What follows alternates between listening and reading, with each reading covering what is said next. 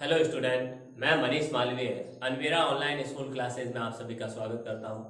हम पढ़ रहे थे क्लास 11 के एग्रीकल्चर बायो के बारे में, जिसमें अपना लेसन स्टार्ट किया था। पिछले वीडियो में अपन ने एक नया लेसन जंतु वर्गीकी जो 9वां लेसन है, ठीक है, जंतुओं के वर्गीकरण के बारे में। उससे पहले अपन ने जीवों का वर्गीकरण पर एक लेसन पढ़ा था 3-4 वीडियो में, जिसमें अपन ने जीवों के वर्गीकरण और नामकरण के बारे में अपन ने पढ़ा था, ठीक है। आज का जो वर्गीकरण किया जाता है वो हर्बर्ट की पंच जगत वाली, हर्बर्ट वी टेकर की जो पंच जगत वाली अवधारणा है उसके आधार पर किया जाता है, ठीक है। और हमने वर्गीकरण के आधार शुरू किए थे कल की क्लास में, जिसमें वर्गीकरण के 7-8 आधार होते हैं। उनमें से 2-3 आधारों को अपन ने पढ़ा था। जंतुओं में कोशिकाओं की संख्या के आधार पर, जंतुओं में संगठन, शरीर संगठन के आधार पर अपन ने पढ़ा था। अब समिति के आधार पर अपन शुरुआत करते हैं कि जो तीसरा आधार है उसके बारे में, समिति के आधार पर जीवों का वर्गीकरण। अगला देखिए, तीसरा समिति के आधार पर वर्गीकरण। समिति के आधार पर वर्गीकरण किस प्रकार से होता है? समिति के आधार पर जीवों को, जंतुओं को 3 भागों में बांटा जा सकता है। पहला है असमिति, दूसरा अरीय समिति और तीसरा होता है द्विपार्श्व समिति। पहला है हमारा अरीय समिति, दूसरा है पहला अरीय, छोड़ो इसको, पहले असमिति करो, दूसरा करो अरीय समिति, तीसरा होता है द्विपार्श्व सममिति।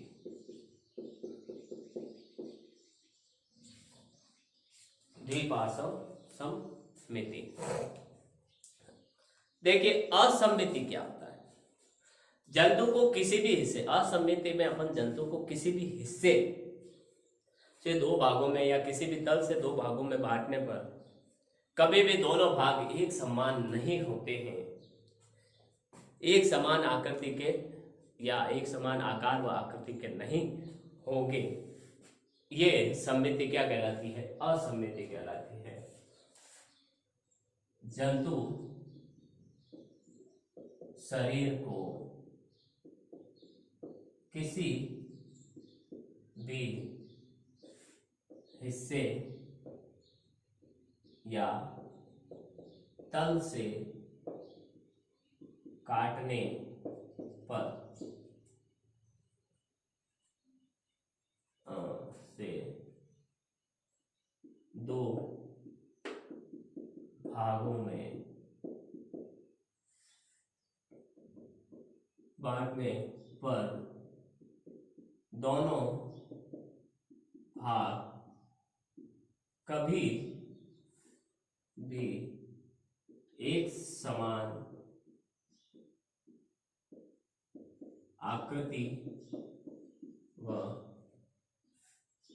आकार के नहीं होते हैं। इसे असममिति कहते हैं। असममिति कहते हैं। एग्जाम्पल, अमीबा हो गया, पैरामीशियम हो गया आदि। ये होते हैं क्या? असमिति के उदाहरण हैं। फिर अरीय समिति क्या होती है? ये जो जीव होते हैं, जैसे छाते, तस्तरी और घंटी आकार के जीव होते हैं, ठीक है। इनको इनकी एक सतह पर क्या होता है? मुख होता है और दूसरी सतह पर गुदा पाया जाता है, ठीक है। इनको किसी भी तल से, केंद्र से गुजरने वाली कांटों से काटने पर क्या होता है? 2 भागों में बांटी जाते हैं, ठीक है। देखिए, ये तस्तरी तस्तरी, घंटी या छाते के आकार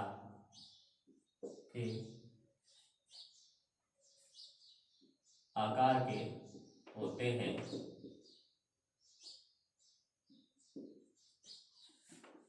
ये तस्तरी, घंटी या छाते के आकार के होते हैं। ठीक है। ये एक सतह पर, इनकी एक सतह पर तो मुख और दूसरी सतह पर गुदा पाया जाता है। इनकी एक सतह पर मुख अर्थात जिनमें अरिय सममित पाई जाती है, ये तस्तरी, घंटी या छाते के आकार के होते हैं और इनकी एक सतह पर मुख तथा दूसरी सतह पर गुदा होता है। गुदा पाया जाता है। गुदा पाया जाता है। अगला है किसी भी, इनमें किसी भी तल से काटने पर केंद्र से गुजरने वाले कांटों से दो बराबर भागों में बांटा जा सकता है। इनको किसी भी तल से केंद्र में गुजरने वाले कांटों से काटने पर दो भागों में बांटा जा सकता है। दो भागों में बांटा जा सकता है, जैसे निडेरिया। एग्जाम्पल के लिए जिनमें अरिय सममिति पाई जाती है वो है निडेरिया, टोनोफोरा, टीनोफोरा,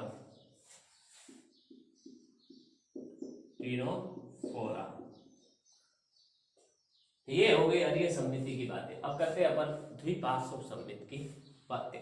द्विपार्श्व सममित में ये वे जीव होते हैं जिन्हें केवल एक ही तल से काटने पर दो बराबर भागों में बांटा जा सकता है। सिर्फ एक तल ऐसा होगा जिसे काटने पर अपन उसको दो बराबर भागों में बांट सकते हैं। अरिय सममित में तो कहीं से भी काटो, बोले इधर से काटो, इधर से काटो, ऐसे काटो, ऐसे काटो, कहीं से भी काटेंगे और वो काटता हुआ काट जो होगा वो केंद्र से गुजरेगा तो दो बराबर भागों में बांटता हुआ गुजरेगा।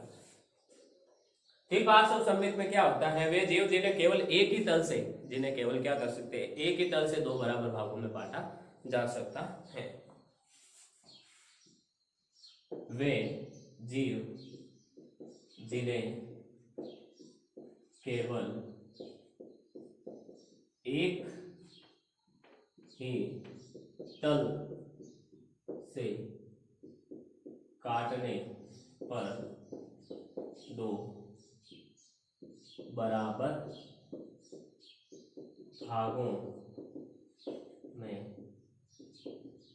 बांटा जा सकता है। दो बराबर भागों में बांटा जा सकता है एक ही तल से काटने पर। एक ही तल से काटने पर दो बराबर भागों में बांटा जा सकता है, जैसे आर्थ्रोपोड्स, मोलस्क का संघ के जो जंतु है। एग्जांपल आर्थ्रोपोड्स, मोलस्क, ये इन संघ के जो जंतु हैं, मोलस्क का संघ के, आर्थ्रोपोड संघ के, ठीक है, इनका इन जंतुओं में द्विपार्श्व सममिति पाई जाती है। स्क्रीन शॉट ले एक बार आप इसका।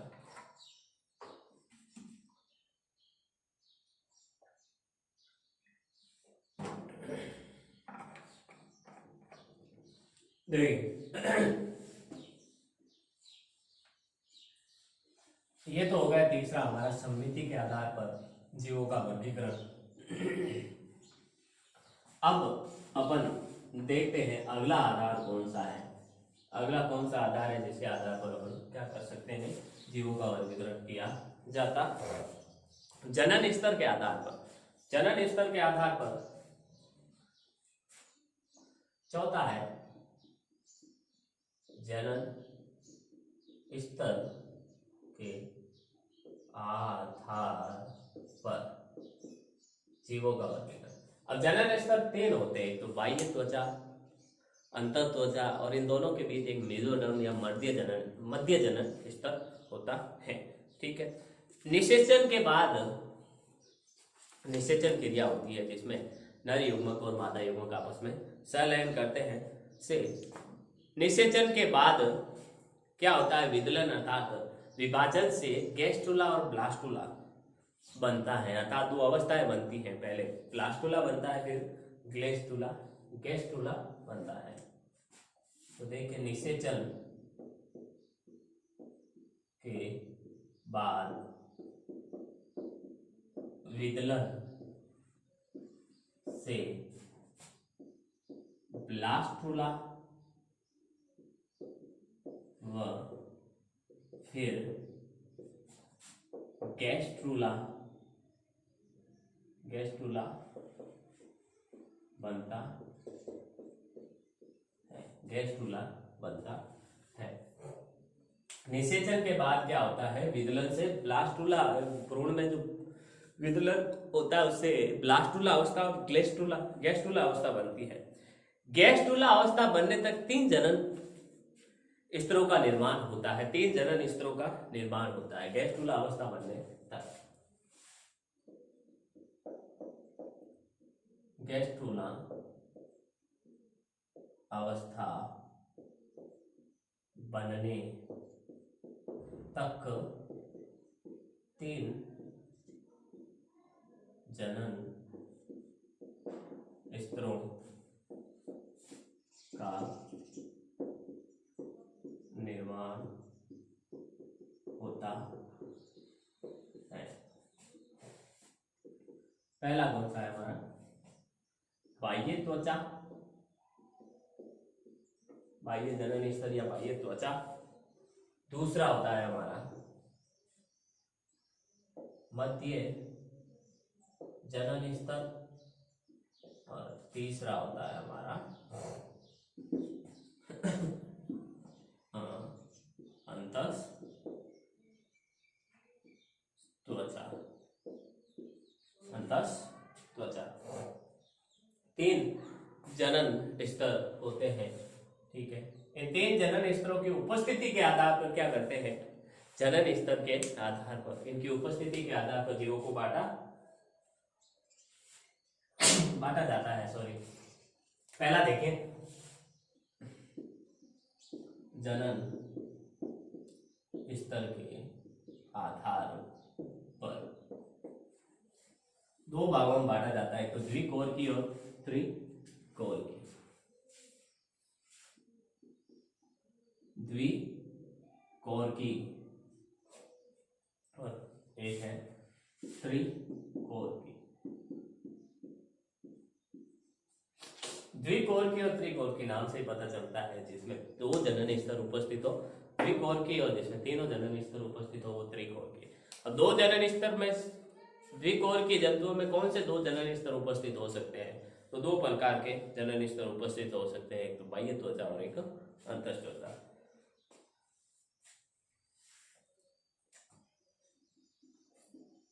जिनमें विकास के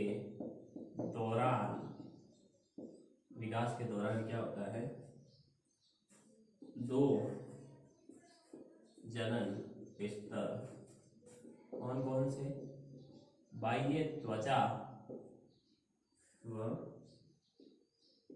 अंतस त्वचा उपस्थित हो। जबकि त्रिकोरकी में क्या होता है, जिनमें विकास के दौरान तीनों जनन स्तर, बाह्य त्वचा, मध्य जनन स्तर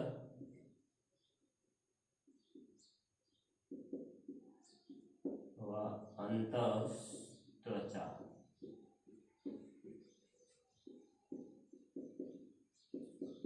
स्थित हो, वो त्रिकोण की कहलाते हैं। ये तो हो गए हमारे बाह्य जो जनन स्तरों के आधार पर हमने वर्गीकरण कर दिया इनका।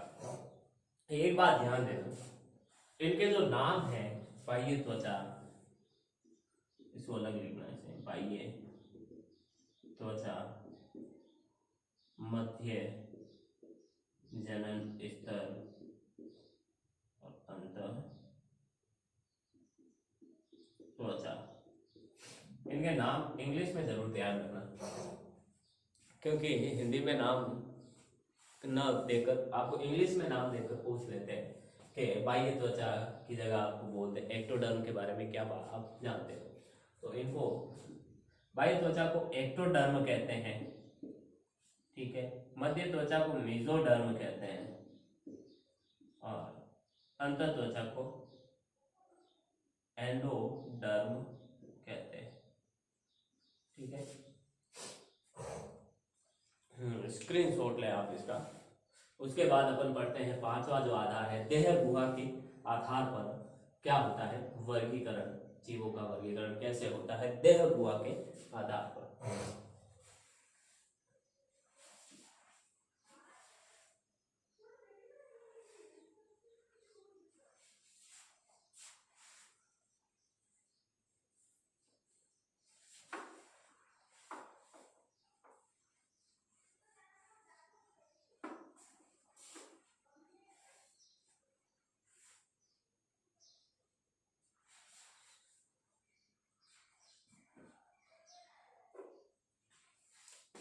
पांचवा है हमारा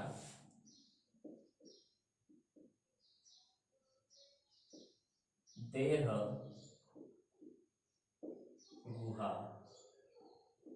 के आधार पर। देह गुहा के आधार पर,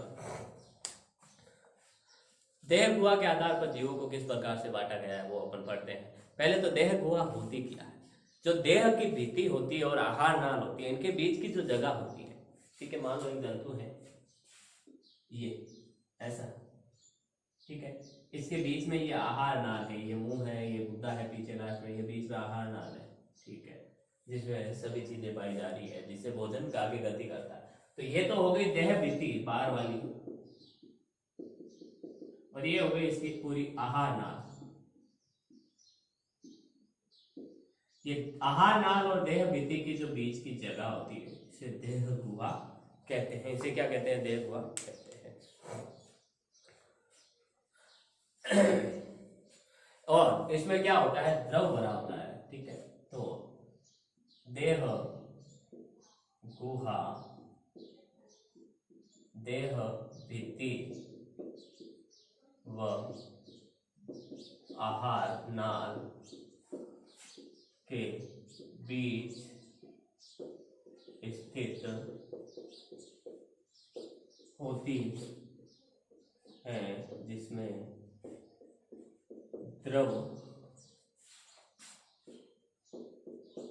भरा होता है, जिसमें क्या होता है, द्रव भरा होता है। इस जिसमें क्या भरा होता है, हमारा द्रव भरा होता है। देह गुहा की जो उत्पत्ति होती है वो तीनों जनन स्तर में से जो बीच का मध्य जनन स्तर होता है मेसोडर्म से होती है। तो देह गुहा की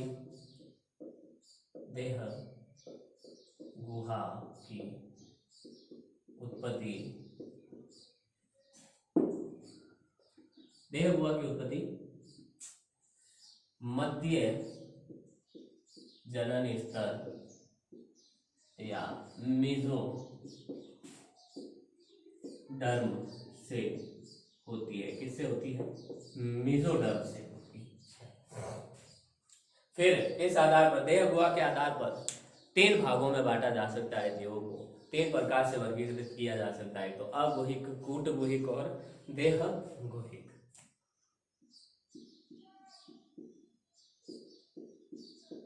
देह गुहा के आधार पर 3 भागों में, एक तो अगुहिक,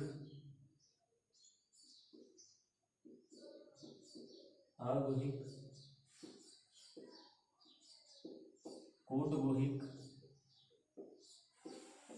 और तीसरा होता है देहगुहिक। इनके बारे में अपन अध्ययन करते हैं। देखिए क्या होता है अगुहिक, कूटगुहिक और देह। अगुहिक नाम से ही पता चलता है इनमें देह गुहा अनुपस्थित होती है, बिल्कुल देह गुहा पाई नहीं जाती है।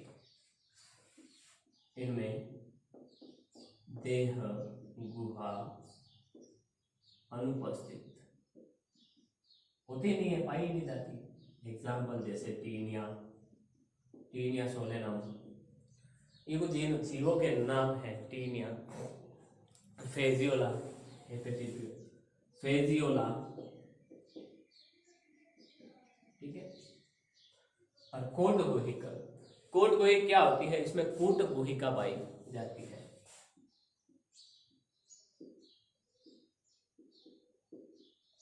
कोट गुहिका पाई जाती है। एग्जाम्पल एस के हेलमिंथीज, एस के हेलमिंथीज एक संघ है जिसमें पाए जाते हैं। एस के हेलमिंथीज जो प्राणी होते हैं वो इस संघ में पाए जाने वाले जो जीव होता है उनमें क्या पाई जाती है, कूट गुहिक पाई जाती है। इसमें कोट गुहिक का मतलब आभासी गुहा होती है, ओरिजिनली गुफा होती नहीं है जंतुओं के अंदर। गुहा जो गुहा देह गुहा होती नहीं है, लेकिन बस ऐसा आभास होता है कि उनके अंदर कोई ना कोई गुफा होगी, ठीक है। देह गुहा गुहिक क्या होता है, इसमें वास्तविक गुहा पाई जाती है, वास्तविक गुहा इसमें पाई जाती है, वास्तविक गुहा पाई जाती है। फिर एक खंडी भवन के आधार पर अगला जो हमारा है छठा आधार, खंडी भवन के आधार पर। खंडी भवन के आधार पर अर्थात शरीर में खंडों, शरीर का खंडों में बटा हो, इस आधार पर खंडी भवन का क्या है मतलब, शरीर का खंडों में बटा होना,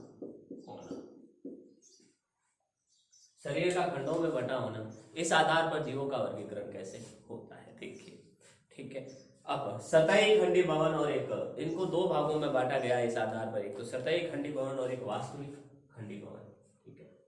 दो भागों में बांटा गया है, एक तो सतही खंडी भवन और एक होता है वास्तविक खंडी भवन।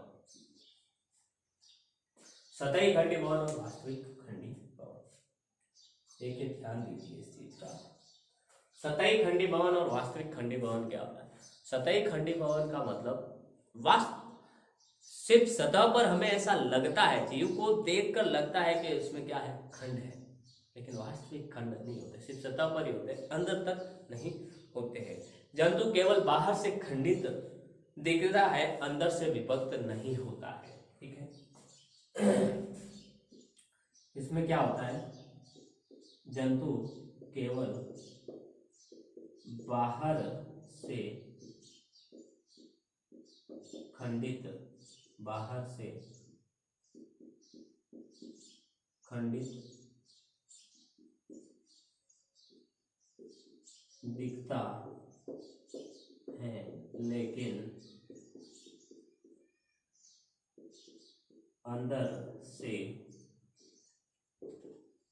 खंडित नहीं होता है, अंदर से खंडित नहीं होता, वो अंदर से किसी भी प्रकार से खंडित नहीं होता है। जबकि वास्तविक खंडी भवन में क्या होता है, इसमें अंदर व बाहर दोनों ओर स्पष्ट होते हैं। इसमें खंड अंदर व बाहर दोनों ओर खंड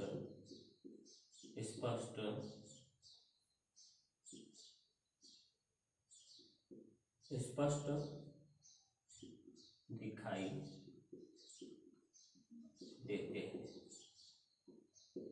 स्पष्ट दिखाई देते हैं। ठीक है।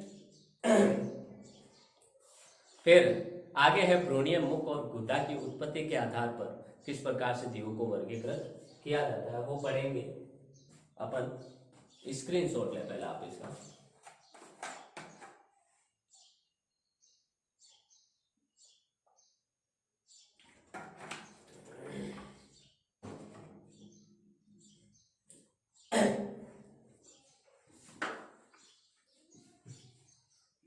देखिए किस प्रकार से होता है, पढ़ते हैं अपन।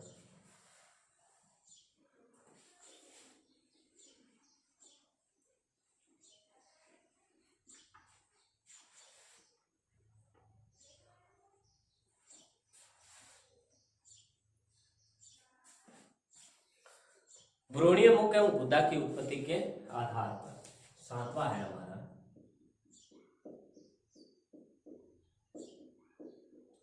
भ्रूणीय मुख एवं गुदा की उत्पत्ति के आधार पर आद्य मुख, इसमें दो भागों में बांटा गया है, एक तो आद्य मुख और दूसरा है ड्यूटेरोस्टर्नस।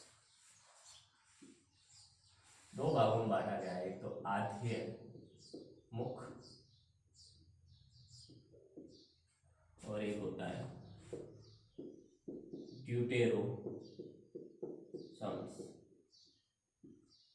ड्यूटेरोसम्स, सॉरी ड्यूटेरोसम्स नहीं होता, स्टम्स होता है। क्या होता है आद्य मुख में? क्या होता है, पहले आहार नाल में, पहले जो इस जंतु के अंदर की जो आहार नाल होती है, जिसे भोजन का ग्रहण करने के बाद अंदर जो गति होती है, आहार जिस जगह पर गति होती है उसे आहार नाल कहते हैं। तो आहार नाल में सबसे पहले मुख बनता है और बाद में गुदा बनता है, जिसमें आहार नाल में सबसे पहले मुख बनता है तथा बाद में गुदा बनता है। एग्जाम्पल, इसके एग्जाम्पल देखिए, एनेलिडा आर्थ्रोपोडा संघ के जो जंतु, संघ एनेलिडा आर्थ्रोपोडा,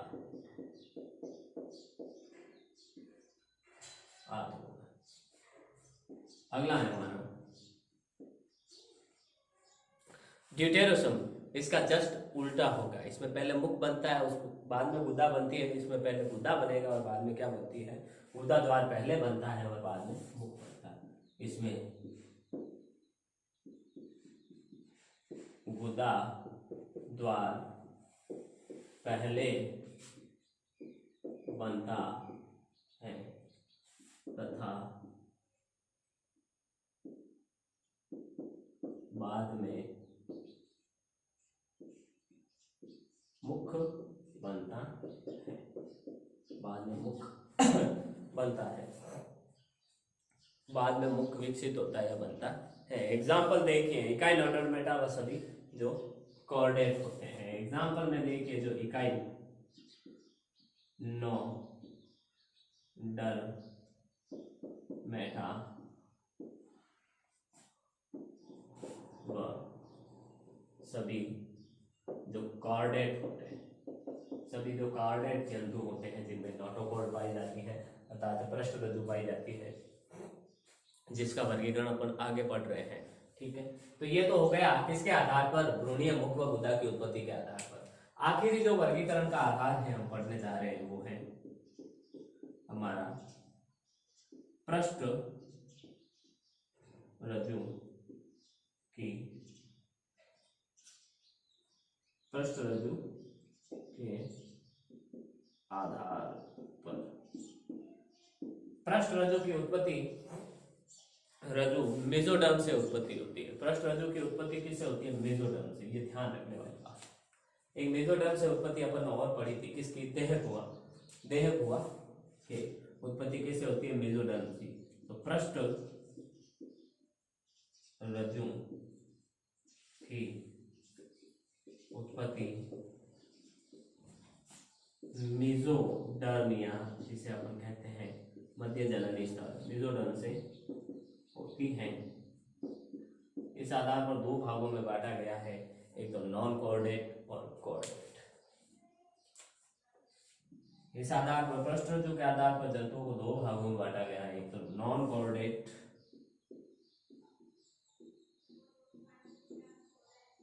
कोऑर्डिनेटा और कोऑर्डिनेटा, अर्थात कशेरुक, अकशेरुक और कशेरुक जंतु।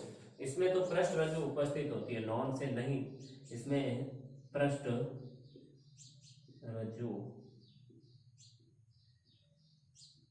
अनुपस्थित होती हैं और इसमें पृष्ठ रज्जु उपस्थित होती है। ठीक है, ये होता है हमारे जो वर्गीकरण के आधार हमने कल शुरू किए थे, वो आज खत्म होते हैं। जो 8 प्रकार के आधार होते हैं जिनके आधार पर वर्गीकरण किया जाता है।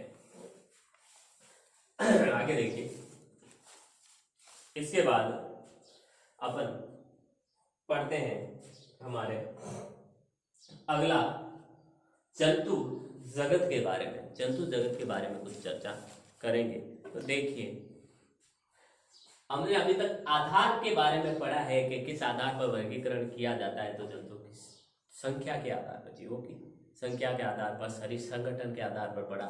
उसके बाद अपन ने समिति के आधार पर पढ़ा। उसके बाद अपन ने संरचना के आधार पर पढ़ा। ठीक है, और फिर अपन ने ये भ्रूणीय मुख और पृष्ठ रज्जु के आधार पर जीवों का वर्गीकरण। अब ये सभी प्रकार से वर्गीकृत किया जा सकता है जंतुओं को। स्क्रीनशॉट ले पहला आप इसका, फिर अपन जंतु जगत की शुरुआत करते हैं। अपन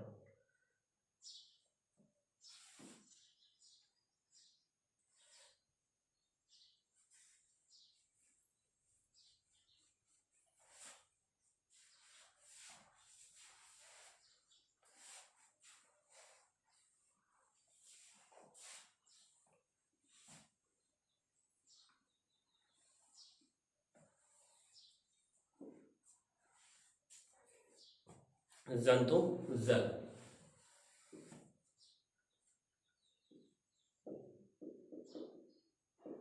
अब थोड़ी सी जंतु जगत की चर्चा कर लेते हैं। जंतु जगत की क्या खासियत है? तो जंतु जगत की खासियत है, सभी जो बहुकोशिकीय, सुकेंद्रकीय और विषमपोषी होते हैं। जंतु जगत में जो सभी जंतु आते हैं, ठीक है, वो सभी क्या होते हैं? एक तो बहुकोशिकीय होते हैं, सुकेंद्रकीय, अच्छा केंद्रक होता है, अच्छे केंद्रक पूरा सुविकसित होता है। विषमपोषी होती है, ज्यादातर दूसरों पर निर्भर करते हैं अपने भोजन के। इसमें सभी क्या होते हैं? बहुकोशिकीय,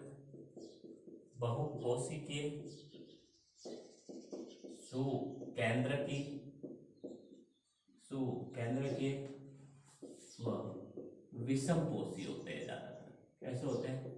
विषमपोषी जंतु इसमें आते हैं, जो अपने भोजन के लिए किस पर निर्भर करते हैं? दूसरों पर निर्भर करते हैं। कोशिका में कोशिका भित्ति नहीं पाई जाती। कोशिका भित्ति सिर्फ और सिर्फ किस में पाई जाती? पादपों में पाई जाती है। तो कोशिका, दूसरा है कोशिका भित्ति। कोशिका में कोशिका भित्ति नहीं पाई जाती है, नहीं पाई जाती है, नहीं पाई जाती है। इनमें गति व गमन पाया जाता है। जो जंतु होते हैं, जंतु जगत में के जो जंतु होते हैं, उनमें गति और गमन पाया जाता है। क्या पाया जाता है? इनमें गति व गमन पाया जाता है।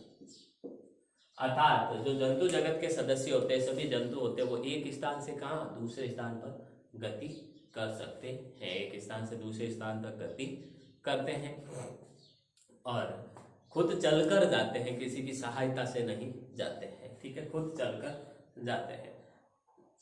ये प्रत्यक्ष या परोक्ष रूप से क्या करते हैं, भोजन के लिए किस पर, पौधों पर निर्भर रहते हैं। ये प्रत्यक्ष या परोक्ष रूप से भोजन के लिए पौधों पर निर्भर रहते हैं। ये प्रत्यक्ष या परोक्ष रूप से किस पर निर्भर रहते हैं, पौधों पर निर्भर रहते हैं अपने भोजन के लिए। प्रत्यक्ष यानी जैसे कुछ तो शाकाहारी जंतु होते हैं जो पौधों को ही क्या करते हैं, अपने भोजन के रूप में डायरेक्ट प्रयोग में लेते हैं, पौधों को ही खाते हैं और अपना भोजन प्राप्त करते हैं। कुछ अप्रत्यक्ष रूप से पौधों पर निर्भर रहते हैं, जैसे अप्रत्यक्ष रूप से, अब पौधों को जब शाकाहारी जंतु खाएंगे तो पौधों के अंदर की ऊर्जा कहाँ जाती है, शाकाहारी जंतुओं में चली जाती है। शाकाहारी जंतुओं में चले जाने से क्या होता है, शाकाहारी जंतुओं में चले जाने से जब शाकाहारी जंतुओं को मांसाहारी जंतु खाते हैं तो जो शाकाहारी जंतु ने पौधों से जो ऊर्जा प्राप्त की, वो मांसाहारी जंतु जब शाकाहारी को खाते हैं तो वो सारी पौधों की ऊर्जा शाकाहारी से इनडायरेक्टली कहाँ चली जाती है, मांसाहारी जंतुओं में चली जाती है। अर्थात इनडायरेक्ट अप्रत्यक्ष रूप से जो ऊर्जा मांसाहारी जंतुओं को प्राप्त हुई वो हुई तो किससे है, पौधों की ही ऊर्जा है। ठीक है, अगला है वसा व ग्लाइकोजन के रूप में इनमें भोजन संचयित रहता है। जो सभी जंतु होते हैं उसमें भोजन का जो संग्रहण होता है वो किससे होता है, वो सभी का सभी कैसे होता है, वो वसा या ग्लाइकोजन के रूप में।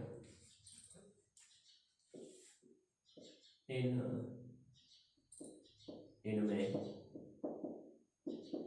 भोजन का संग्रहण वसा व ग्लाइकोजन के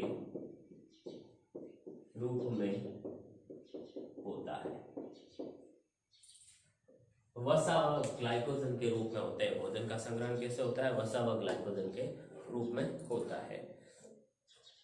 इन जंतुओं में जो होता है वो लैंगिक जनन होता है और लैंगिक जनन नर व मादा के संगम से होता है और बाद में भ्रूण का विकास होता है। छठा है,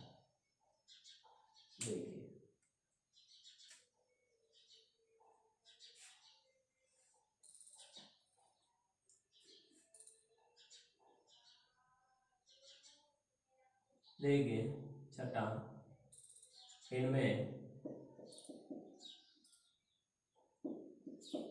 लैंगिक जनन नर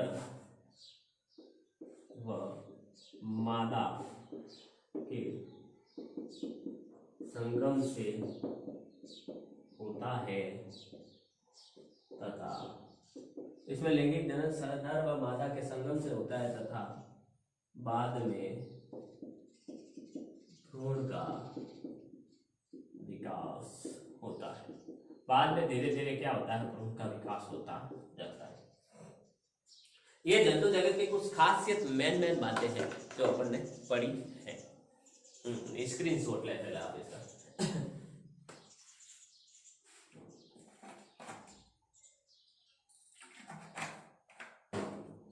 तो सभी बहुकोशिकीय जंतु जगत की खासियत बातें जैसे सभी जंतु जगत में जो सारे जंतु होते हैं वो बहुकोशिकीय होते हैं। अच्छा सा उनमें केंद्रक होता है, सुकेंद्रक होता है, अर्थात केंद्रक के चारों तरफ झिल्ली होती है और विषमपोषी होते हैं, अपना भोजन स्वयं नहीं बनाते हैं। कोशिका भित्ति इनमें नहीं पाई जाती। कोशिका भित्ति किन में पाई जाती है, सिर्फ और सिर्फ पादपों में पाई जाती है। गति व गमन अपने आप करते हैं, किसी की सहायता से नहीं करते, खुद चलकर एक स्थान से दूसरे स्थान तक जाते हैं। ठीक है, प्रत्यक्ष व परोक्ष रूप से भोजन के लिए किस पर निर्भर रहते हैं, ये पौधों पर निर्भर रहते हैं। ठीक है, ये भी मैंने आपको अच्छे से ये लाइन समझा दी कि हाँ, शाकाहारी जंतु किसका, पौधों को खाते हैं और जब मांसाहारी शाकाहारी को खाते हैं तो शाकाहारी को जो ऊर्जा प्राप्त होती है पौधों से, वही ऊर्जा जब मांसाहारी शाकाहारी को खाता है तो क्या होता है, वो पौधों की ऊर्जा शाकाहारी से किस में चली जाती है, मांसाहारी में चली जाती है। तो इनडायरेक्टली कुछ तो जंतु जो शाकाहारी होते हैं प्रत्यक्ष रूप से भोजन के लिए किस पर निर्भर कर रहे हैं, वो पौधों पर निर्भर कर रहे हैं। कुछ मांसाहारी होते हैं वो इनडायरेक्टली, इन अप्रत्यक्ष रूप से, परोक्ष रूप से क्या करते हैं, अपने भोजन के लिए पौधों पर निर्भर रहते हैं। और इनमें पौधों के जंतुओं के अंदर जो मनुष्य भी होता है, जिसमें मनुष्य भी आता है, ठीक है, जंतुओं के अंदर, सभी जंतुओं के अंदर कुछ तो भोजन उनकी ऊर्जा में काम आ जाता है और कुछ वापस वहां पर शरीर के अंदर भंडारित होता है, संचित होता है, संग्रहण होता है। और वो संग्रहण किसके रूप में होता है, या तो वसा के रूप में या ग्लाइकोजन के रूप में। जैसे हम भी अगर ज़्यादा खाना खाते हैं तो एक्स्ट्रा खाना जो भी होता है वो हमारे शरीर के ऊपर वसा के रूप में, चर्बी के रूप में इकट्ठा हो जाता है, जिससे हम मोटे होते जाते हैं। ठीक है, नर व मादा के संगम से क्या होता है, जंतुओं में लैंगिक जनन होता है। नर अलग होती है, मादा अलग होती है, जैसे कुत्ता, कुत्ती, गाय, बैल, ठीक है, ये नर व मादा अलग होती है और इनके संगम से नया बच्चा उत्पन्न होता है और भ्रूण के रूप में उत्पन्न होता है। उस भ्रूण का विकास होता है और उस विकास से वो भ्रूण किस में बदलता है, नए एक बच्चे के रूप में, शिशु के रूप में बदलता है और फिर वो धीरे धीरे विकसित होकर एक वयस्क बन जाता है।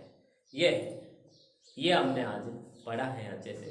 फिर कशेरुकु, जो अकशेरुक जंतुओं का संघ स्तर तक, हमारे इस अध्याय में अकशेरुक जंतुओं का जो संघ स्तर तक वर्गीकरण हमें पढ़ना है कि संघ तक इनका वर्गीकरण करना है। बाकी अकशेरुक जंतुओं का जो वर्गीकरण अगर अपन पूरा पढ़ेंगे ना, अगर पूरा पढ़ेंगे तो फिर तो साल भर ही लग जाए, इतना बड़ा है, ठीक है। लेकिन अपन संघ के बारे में पढ़ेंगे कि संघ स्तर तक ही इसका वर्गीकरण पढ़ेंगे। उसके बाद गण, कुल, जाति, वंश, ये सब जो आते हैं वो अपन नहीं पढ़ेंगे, ठीक है। और कशेरुकु में गण तक का, कुल तक का वर्गीकरण अपन पढ़ेंगे। तो अकशेरुक जंतुओं का संघ स्तर तक वर्गीकरण, जिसमें पोरीफेरान जो संघ आएंगे उनके बारे में अध्ययन अपन कल से स्टार्ट करेंगे, नई क्लास से। आज की क्लास में अपन ने जो भी पढ़ा है उम्मीद करता हूँ वो आपको समझ में आया होगा। मिलते हैं अगली क्लास में, तब तक के लिए ऑल द बेस्ट। घर में रहिए, सेफ रहिए, सुरक्षित रहिए, खुद का और अपनी फैमिली का ध्यान रखिए। अनावश्यक रूप से जहाँ तक आवश्यक ना हो बाहर ना घूमें। मिलते हैं अगली क्लास में, तब तक के लिए all the best, thank you.